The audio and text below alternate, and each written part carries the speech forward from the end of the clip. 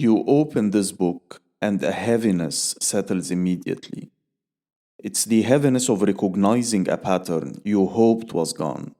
Frank Kitson's Gangs and Counter-Gangs isn't a soldier's tale. It's the moment a modern doctrine takes shape.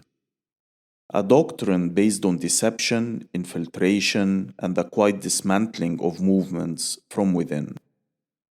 Before he reaches Kenya, Kitson spends years on the British Army's post-war training grounds in Germany. Grey forests, mud, tanks grinding across the same patches of land until the days blur together. He is young, restless, and suffocating in routine. By 1953, he wants out. He wants a stage from which he can shape events instead of rehearsing for wars that never arrive. Kenya becomes that stage, not a police mission, not a civil emergency, but an imperial experiment. Kitson looks at the Mau Mau uprising and he sees not communities defending their land and dignity, but a structure he can manipulate. Villages become diagrams, pledges become leverage points. A political revolt is stripped down into a system he thinks he can re-engineer.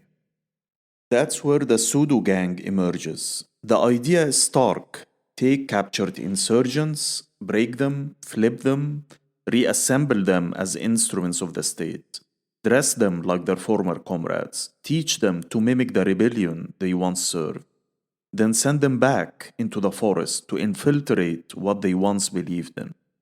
Kitson describes it with a craftsman's calm. Pseudo-gangs slipping into villages at night, winning trust long enough to gather intelligence or deliver betrayal. Performing the insurgency's identity until it collapses inward. This wasn't policing and it wasn't open warfare. It was the intimate art of unmaking a rebellion from within. Kenya is only the beginning. Kitson carries these methods into other colonial fronts, Malaya, Oman, and eventually into Northern Ireland, where pseudo-gang logic becomes the backbone of the so-called low-intensity operations. Intelligence becomes the center of gravity. Covert teams blur into paramilitaries. Psychological pressure blends with policing. Kitson teaches states that you don't defeat an insurgency by overwhelming it. You suffocate it, reshaping the social world it depends on. And his influence doesn't stop there. His doctrine travels across continents. Latin American militaries adapt it for their dirty wars. Paramilitaries in Colombia refine it. Rhodesia and apartheid South Africa study it. In Iraq and Afghanistan, strategists rediscover Kitson, as if uncovering a buried manual. His thinking sinks into security institutions, counter-terror programs, and the quiet background assumptions of how states confront dissent. His shadow stretches far and it reaches my own country as well. After 2013, as Egypt waged its unforgiving counterinsurgency in Sinai, the state turned to local auxiliaries. First the Manadib, then the Union of Sinai tribes, armed, elevated, and empowered to operate in the gray areas where accountability disappears. They patrolled desert roads, tracked fugitives, detained suspects, executed people far from the public eye, sometimes settling all disputes under the umbrella of counterterrorism. They acted like a pseudo-gang because they were one, a fragment of the population lifted up, militarized, and pointed at the rest. A community reshaped by fear and proximity to state power.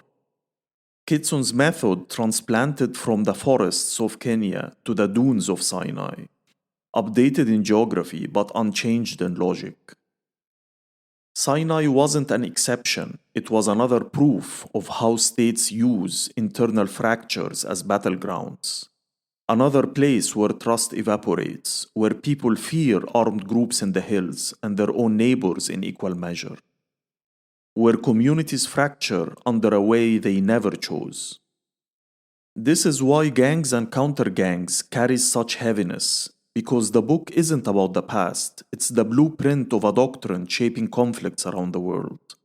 A doctrine whispering that to defeat a rebellion, you must reshape the social terrain itself. You must manipulate fear. You must fracture bonds. You must make people doubt each other before they ever doubt the state.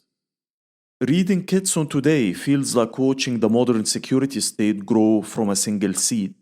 Covert units, informant networks, auxiliary militias, community partners who wear the state's weapons but not its uniform.